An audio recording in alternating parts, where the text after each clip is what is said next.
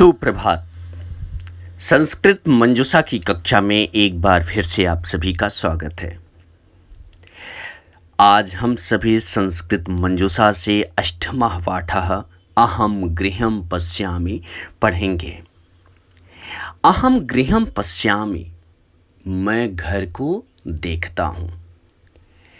शीर्षक पढ़ने के बाद आप लोगों की समझ में आ गया होगा कि यह पाठ द्वितीया विभक्ति का बोध करवाएगा।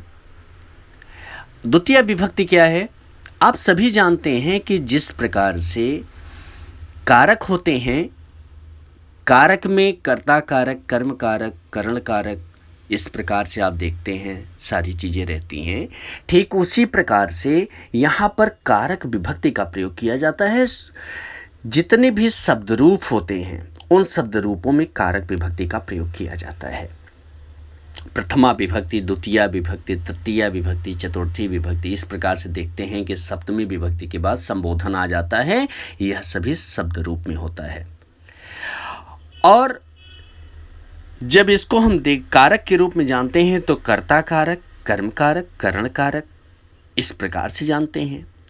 अब चूंकि द्वितीया विभक्ति हम लोगों को पढ़ना है तो द्वितीया विभक्ति में कर्म कारक का प्रयोग किया जाता है और कर्म कारक का कारक चिन्ह को होता है। अब एक बार फिर से आप अपने इस शीर्षक को देखिए। अहम गृहं पश्यामि। अहम, मैं, गृहं, गृहं में कौन सा कारक हुआ? बहुत अच्छे। गृहं में कर्म कारक अर्थात द्वितीया विभक्ति का प्रयोग हुआ है जिसका कारक चिन्ह होगा को। तो यहाँ पर हो जाएगा घर को।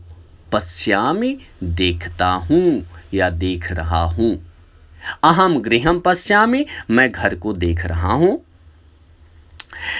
इसमें किस प्रकार का प्रयोग इस पाठ के अंतर्गत और क्या क्या चीज़ें जानने को मिलेंगी, आइए आपको बता देते हैं।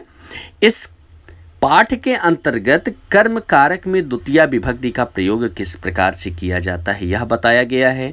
जैसे सह पादपान सिंचति, अहम पत्रम लिखामि। अब पुल्लिंग शब्द का द्वितीया विभक्ति में रूप कैसे चलता है मैं बता दे रहा हूं आप लोगों को। जैसे बालक शब्द है, बालक शब्द का द्वितीया विभक्ति का रूप होगा बालकम, बालकौ, बालकान। और प्रश्नवाचक शब्द का रूप होगा कम कौ कान, तम तौ तान। अब आ जाते हैं नपुंसक लिंग में। नपुंसक लिंग में कर्म कारक अर्थात द्वितीया विभक्ति में किस प्रकार से प्रयोग किया जाता है कोई भी शब्द तो हो जाएगा। जैसे पुस्तक शब्द है, यह आप देखेंगे नपुंसक लिंग शब्द में प्रथमा विभक्ति और द्वितीया विभक्ति के रूप समान होते हैं। जैसे फलम फले फलानी, फलम फले फलानी। अब यहाँ पर क्या होगा? पुस्तक शब्द मान लीजिए है तो हो जाएगा द्वितीया विभक्ति में पुस्तकम, पुस्तके, पुस्तकानि। और प्रश्नवाचक शब्द के किम के कानि, तम तत् ते तानि। अच्छा, और क्या होता है यहाँ पे, आइए और जान लेते हैं। द्वितीया विभक्ति एक वचन में अकारांत पुल्लिंग व नपुंसक लिंग शब्द एक समान होते हैं। फिर से देखिए, द्वितीया विभक्ति एक वचन में अकारांत पुल्लिंग और नपुंसक लिंग के शब्द समान होते हैं। जैसे सह बालकम वदति, सह बालकम वदति। बालकम शब्द यहाँ देख रहे हैं, यह पुल्लिंग शब्द का रूप है। और सह मित्रम वदति, मित्रम शब्द यह नपुंसक लिंग का शब्द है। अब यहाँ पर भी देख रहे हैं कम शब्द का प्रयोग किया गया है और मित्रम में भी कम शब्द का प्रयोग किया गया। तो इसका मतलब है कि जहाँ पर भी द्वितीया विभक्ति में अगर अकारांत शब्द हो तो पुल्लिंग और नपुंसक लिंग दोनों शब्द समान होंगे। अगला क्या होता है, आगे क्या है? नपुंसक लिंग शब्दों के रूप प्रथमा व द्वितीया विभक्ति में एक समान होते हैं, जो कि पहले ही आपको बता दिया गया। आइए पाठ को पढ़ते हैं। अहम गृहं पश्यामि, मैं घर को देखता हूँ। एषः वृक्षः, एषः यह, वृक्षः वृक्ष है या पेड़ है, यह पेड़ है या यह वृक्ष है, पुल्लिंग शब्द है। अहम वृक्षम पश्यामि, अहम मैं वृक्षम वृक्ष को पश्यामि देखता हूँ या देख रहा हूँ। मैं वृक्ष को देख रहा हूँ या मैं वृक्ष को देखता हूँ। एतत् मम गृहम्, एतत् मम गृहम् किम त्वं गृहं पश्यसि आगच्छ अहम त्वां गृहं दर्शयामि। एतत् मम गृहम्, एतत् यह मम मेरा गृहम् घर है, यह मेरा घर है। किम क्या, तुम गृहम् घर, घर को पश्यसि देखते हो, क्या तुम घर को देखते हो। आगच्छ आइए या आओ, अहम मैं, त्वाम तुम्हें, गृहम् घर को दर्शयामि दिखाता हूँ।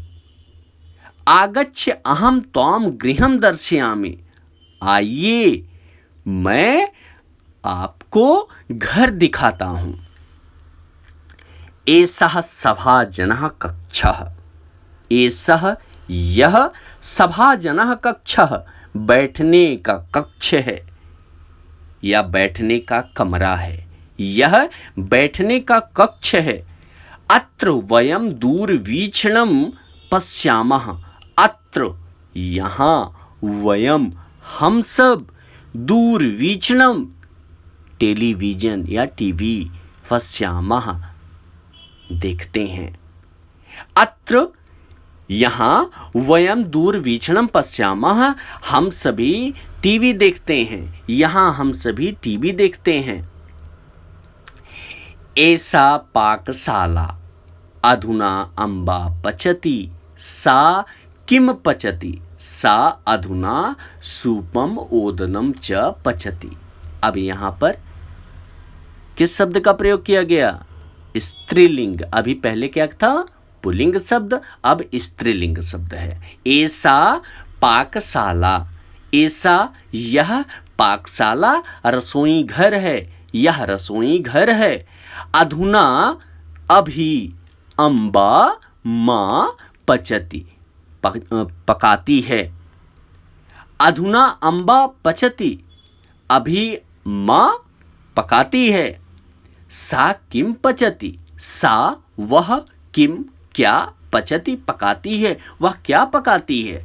सा अधुना, सा वह अधुना अभी सूपम दाल, दाल को संस्कृत में सूपम कहते हैं। सूपम ओदनम, ओदनम का अर्थ होता है चावल, पचती पकाती है। वह अभी दाल और चावल पकाती है।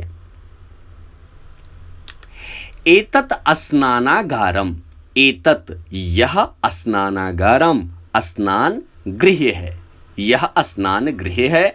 अहम मैं अत्र स्नानम करोमि, अत्र यहाँ स्नानम स्नान करोमि करता हूँ। अहम अत्र स्नानम करोमि, मैं यहाँ स्नान करता हूँ। एषः शयन कक्षः, एषः, अब यहाँ पर देख रहे हैं पुल्लिंग शब्द का फिर प्रयोग किया गया है। एषः शयन कक्षः अहम अत्र अहम शयनम करोमि। एषः यह शयन कक्षः सोने का कक्ष है या आराम करने का कक्ष है, यह आराम करने का कक्ष है। अत्र यहाँ अहम मैं शयनम करोमि आराम करता हूँ, यहाँ मैं आराम करता हूँ। एतत् गृह उद्यानम, अत्र अहम पादपम आरोपयामि। मालाकारः किं करोति, सः पादपान् सिंचति, सः कानि आनयति, सः पुष्पाणि आनयति, सः कान् रचयति, सः पुष्पहारान् रचयति।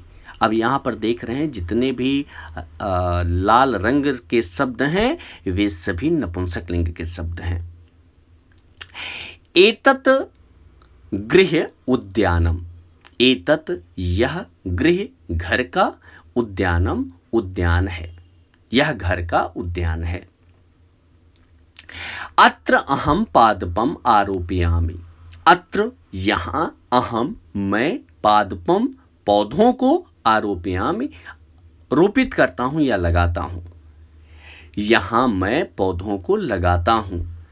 मालाकारः किम करोति, मालाकारः मालाकार अर्थात माली, माली किम क्या करोति करता है, माली क्या करता है।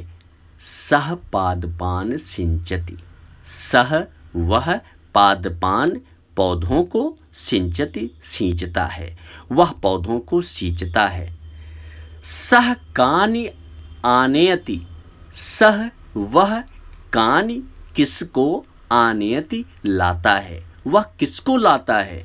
सह पुष्पाणि आनयति, सह वह पुष्पाणि फूलों को आनयति लाता है, वह फूलों को लाता है। सह कान रचयति, वह किसकी रचना करता है या क्या बनाता है। सह वह पुष्पहारान रचयति, वह फूलों का हार बनाता है। रचयति का अर्थ होता है बनाना या रचना करना। सह पुष्पहारान रचयति, वह फूलों का हार बनाता है। तुम कम पश्यसि, तत्र पत्रवाहकः आगच्छति, अहम पत्रवाहकं पश्यामि। तुम कम किसको, पश्यसि देखते हो, तुम किसको देखते हो। तत्र वहाँ, पत्रवाहकः आगच्छति, पत्रवाहक अर्थात डाकिया, आगच्छति आता है, वहाँ डाकिया आता है।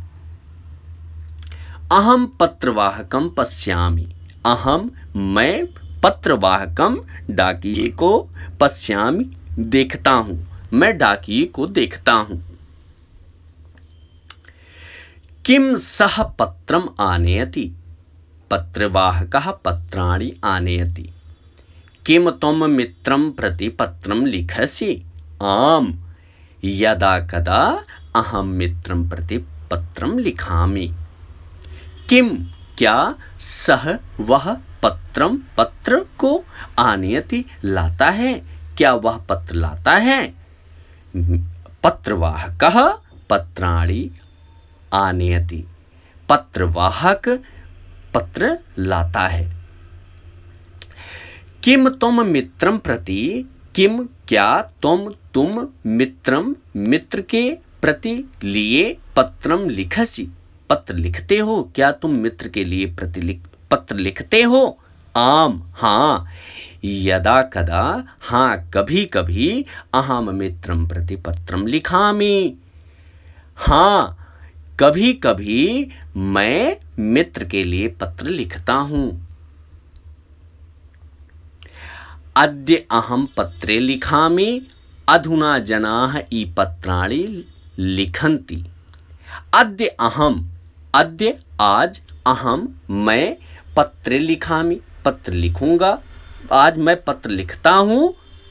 सॉरी बेटा, यहाँ लिखामि शब्द दिया है, लिखामि शब्द का अर्थ है लिखता हूँ। अद्य आज, अहम मैं, पत्रे पत्र लिखामि लिखता हूँ, आज मैं पत्र लिखता हूँ। अधुना अभी, जनाः व्यक्तियों द्वारा, ई पत्राणि लिखन्ति ई पत्र लिखे जाते हैं, अर्थात अभी व्यक्ति ई पत्र लिखते हैं। इसमें शब्दार्थ दिया गया है, सारे के सारे शब्दार्थ को आपको याद करने हैं और इसमें से 10 शब्दार्थ शब्दों को आप अपनी उत्तर पुस्तिका में लिखेंगे। साथ में पढ़ते समय ही पेंसिल की सहायता से प्रश्न संख्या 3 को आप अपनी पुस्तक में भरेंगे। धन्यवाद। आपका दिन मंगलमय हो।